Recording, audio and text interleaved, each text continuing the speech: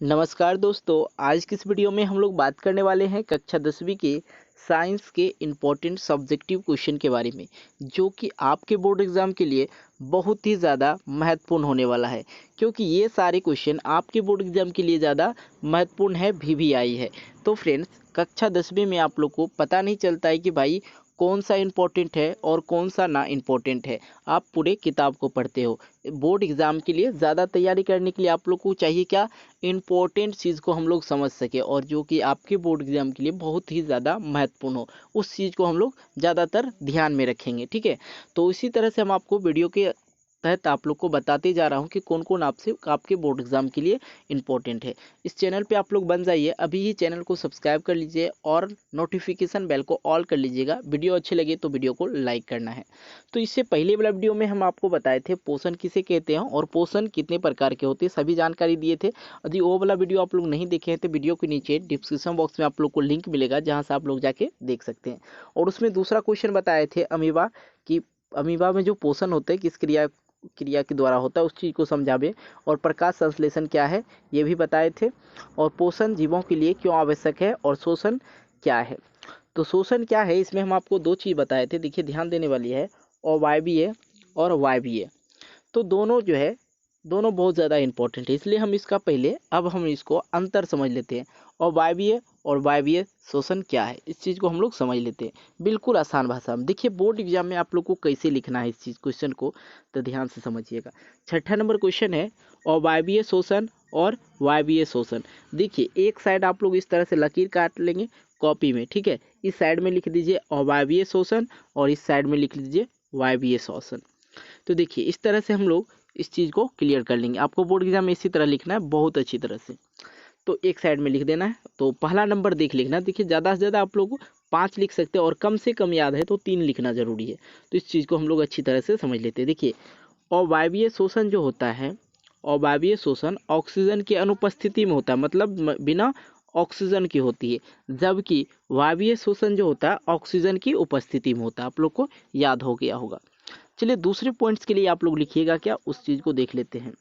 अवायवीय शोषण कोशिका द्रव में संपन्न होता है, ठीक है। जबकि जबकि वायवीय शोषण जो होता है माइटोकॉन्ड्रिया में संपन्न होता है। इस चीज़ को आप लोग समझ गए होंगे। अवायवीय शोषण कहाँ होता है, कोशिका द्रव में संपन्न होता है, जबकि वायवीय शोषण जो होता है माइटोकॉन्ड्रिया में संपन्न होता है। तीसरा पॉइंट आपको लोग लिखेंगे, तीसरा नंबर देके 1 2 करके लिखना है। तीसरा लेके लिखना है कि अवायवीय शोषण में ग्लूकोज के अणुओं का आंशिक विखंडन होता है, जबकि अवायवीय शोषण में पायरूट पायरूट का पूर्ण ऑक्सीकरण होता है, ठीक है।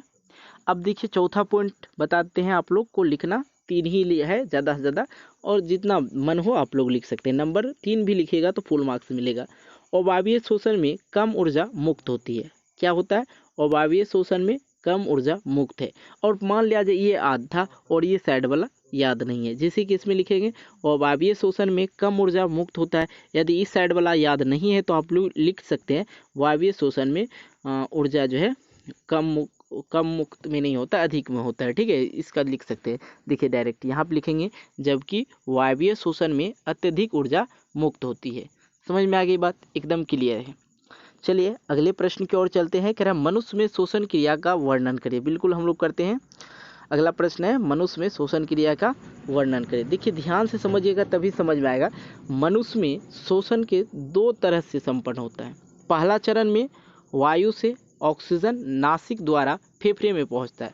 कहने का मतलब पहला चरण की बात करें तो हम लोग क्या करते हैं, नाक से सांस लेते हैं और हमारा जो वायु लेते हैं नाक से, वो कहाँ पहुंचता है, नासिक द्वारा कहाँ पहुंचता है, तो फेफड़े में पहुंचता है। जबकि जिसके द्वारा जो है स्थिति रक्त कोशिका को हीमोग्लोबिन ऑक्सीजन से अभिक्रिया कर ऑक्सी हीमोग्लोबिन बनाते हैं। ध्यान में क्या रखना है, सबसे सिंपल सी बात है, पहला चरण में जो है हम लोग नाक से जो है सांस लेते हैं, वो हमारे फेफड़ा तक पहुंचता है, जिसके द्वारा द्वारा स्थिति रक्त जो होते हैं उसकी कोशिका को हीमोग्लोबिन ऑक्सीजन से अभिक्रिया कर ऑक्सी हीमोग्लोबिन बनाता है, जो शरीर के संपूर्ण भाग तक पहुंचता है, जिसको रक्तचाप भी बोलते हैं, ठीक है। जहां वह पुनः टकराकर हीमोग्लोबिन में बदल जाता है, मतलब हीमोग्लोबिन। और खून का जो है लाल रंग क्यों होता है, तो लिखेंगे आप लोग हीमोग्लोबिन के कारण। चलिए आपको जानकारी दे दिए। ऑक्सीजन के फलस्वरूप बने CO2, मतलब ऑक्सीजन के फलस्वरूप बने CO2 मतलब कार्बन डाइऑक्साइड, कार्बन बनता है जो कार्बन डाइऑक्साइड से अभिक्रिया करके कार्बोक्सी हीमोग्लोबिन बनाता है, जो कि फेफड़ा के कोशिका में पहुंचकर नासिक के द्वारा बाहर निकल जाता है। बात समझ में आ रहा है? हम लोग लेते क्या है, ऑक्सीजन, और छोड़ते क्या है, कार्बन डाइऑक्साइड। तो कार्बन डाइऑक्साइड कैसे बनता है, हमारे शरीर में बनता है। तो वो कैसे बनता है, इस चीज़ को देखिए, समझिए। ऑक्सीजन के फलस्वरूप बने, ऑक्सीजन के फलस्वरूप बनता है कार्बन डाइऑक्साइड। CO2 से अभिक्रिया कर कार्बोक्सी हीमोग्लोबिन बनाता है, जो कि फेफड़े के कोशिका में पहुंचकर नासिक से, मतलब नाक से बाहर निकल जाता है। ठीक है, यह शोषण का दूसरा चरण है। तो बिल्कुल इस चीज़ को समझ गए। तब आप लोग को पूछेगा तो मनुष्य में शोषण क्रिया का वर्णन करें, तो आप लोग ये बात लिख सकते हैं। 8वें प्रश्न की ओर चलते हैं फ्रेंड्स। वीडियो को लाइक नहीं किए तो वीडियो को बिल्कुल आप लोग लाइक कर देंगे। देखिए, परिवहन क्या है। उपयोगी पदार्थ को शरीर के विभिन्न भागों तक पहुंचाने और अनुयोगी पदार्थ को कोशिका से निकलकर गंतव्य स्थान तक पहुंचाने की क्रिया को परिवहन कहते हैं। तो परिवहन आप लोग अच्छी तरह समझ गए होंगे। देखिए, परिवहन क्या है, तो उपयोगी वस्तु जो हमारे शरीर के लिए उपयोगी है, क्या करते हैं, उपयोगी पदार्थ शरीर के विभिन्न भागों तक पहुंचता है, और अनुपयोगी पदार्थ को हम लोग क्या, कोशिका से निकालकर गंतव्य स्थान से तक पहुंचाने की क्रिया को क्या कहते हैं, मतलब वो जो बेस्ट चीज़ होते हैं वो बाहर निकल जाता है। इसी चीज़ को जो है क्या कहेंगे हम लोग, परिवहन कहते हैं। बिल्कुल आसान था इसको समझना। चलिए देखिए, एक और चीज़ जो है इम्पोर्टेंट है और बहुत बार पूछा गया, आप लोग देखेंगे 2017 में भी पूछा गया, 2018 में भी पूछा गया है। ठीक है, इसलिए इस चीज़ को याद कर लें, हो सकता है आपके बोर्ड एग्जाम में 21 में भी पूछ दे। कह रहा है यहाँ पे जाइलम और फ्लोएम में अंतर स्पष्ट करें। तो अंतर स्पष्ट करने के लिए बीच में एक लाइन देंगे, इधर लिखेंगे जाइलम, इधर लिखेंगे फ्लोएम। तो इधर के साइड में आप लोग को जाइलम के बारे में लिखना है और इधर के साइड में फ्लोएम के बारे में लिखना है। तो समझते हैं, सबसे पहले इस रेखा को आप लोग दर्शाएंगे, यहाँ पे आप लोग दोनों समझ लीजिए। जाइलम की कोशिका जो होती है मृत होती है, बिल्कुल बात। जबकि फ्लोएम की कोशिका क्या होती है, जीवित होते हैं। समझ में आ गई बात। और दूसरी बात आप लोग को यहाँ पे लिखना क्या है, दूसरे नंबर में लिखना है, जाइलम द्वारा खनिज, लवण और जल का परिवहन होता है। लेकिन जबकि इसकी बात करें फ्लोएम की, तो ये जो है खाद का जो है पदार्थों का परिवहन करता है। जाइलम में किसका, लवण, खनिज, लवण और जल का परिवहन होता है, और इसमें फ्लोएम में क्या होता है, खाद्य पदार्थ का जो है परिवहन होता है। एकदम क्लियर हो गया। तीसरे नंबर में आप लोग लिखेंगे, यहाँ पे बस 3 तक ही लिखना है, ज़्यादा से ज़्यादा 5 लिख सकते हैं। जाइलम द्वारा परिवहन नीचे से ऊपर की ओर होती है, जबकि फ्लोएम के द्वारा जो होता है क्या होता है, नीचे की ओर होता है। ये जो है जाइलम होता है, ये सभी जगह जाता है नीचे से ऊपर तक। ठीक है, लेकिन फ्लोएम का काम क्या है, वो सिर्फ नीचे में वर्क करता है। मतलब ये दोनों जो है वृक्ष में पाए जाते हैं, पेड़ पौधे में। चलिए अगले प्रश्न की ओर चलते हैं, जो कि बहुत ही ज़्यादा महत्वपूर्ण है। देखिए, ये भी बहुत बार क्वेश्चन पूछा गया है, आप लोग क्वेश्चन बैंक उल्टा के देख सकते हैं। तो यहाँ पे है, धमनी और सिरा में अंतर स्पष्ट करें। तो धमनी और सिरा में अंतर स्पष्ट करने के लिए आप लोग इधर एक साइड इधर लिखेंगे धमनी और इधर लिखेंगे सिरा, इस तरह से आप लोग लिख देंगे। ठीक है, तो यहाँ पे हम आपको समझाते हैं धमनी और सिरा में अंतर। तो यहाँ पे आप लोग एक लाइन दे के लिख सकते हैं। ठीक है, एक साइड धमनी के बारे में और एक साइड सिरा के बारे में। धमनी की भित्ति जो होती है मोटी होती है, और जबकि सिरा की भित्ति क्या होती है, पतली होती है।